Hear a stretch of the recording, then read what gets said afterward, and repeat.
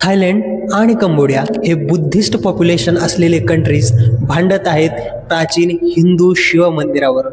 या दोघांना जोडणारा मात्र एक दुवा आहे, तो पाहण्याआधी या भागाचा इतिहास बघूयात। फ्रेंचांनी कंबोडियावर आक्रमण केलं आणि कंबोडिया ताब्यात घेतलं। त्यावेळी डांगरेक नावाची पर्वतरांग ही थायलंड आणि कंबोडिया यांच्यामधली बॉर्डर राहिली। एक एरिया मात्र डिस्प्युटेड राहिला, तो म्हणजे प्री अहेर आणि त्याच्या आजूबाजूचा परिसर। आता हा मुद्दा UN मध्ये सुद्धा गेला, मात्र तिथेही काही सोल्युशन निघलं नाही।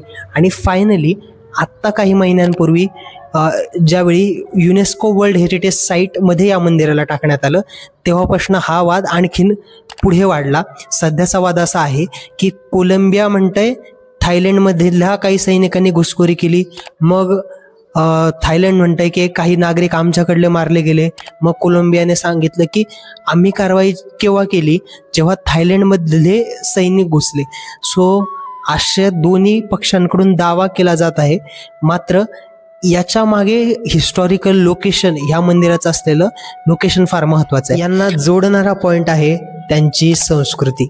दोन्हीही पक्षांकडून दावा केला जात आहे की हे मंदिर आमच्या संस्कृतीचा अविभाज्य भाग आहे। बुद्धिस्ट कंट्री असूनही हे मंदिर आमच्या संस्कृतीचा अविभाज्य भाग आहे।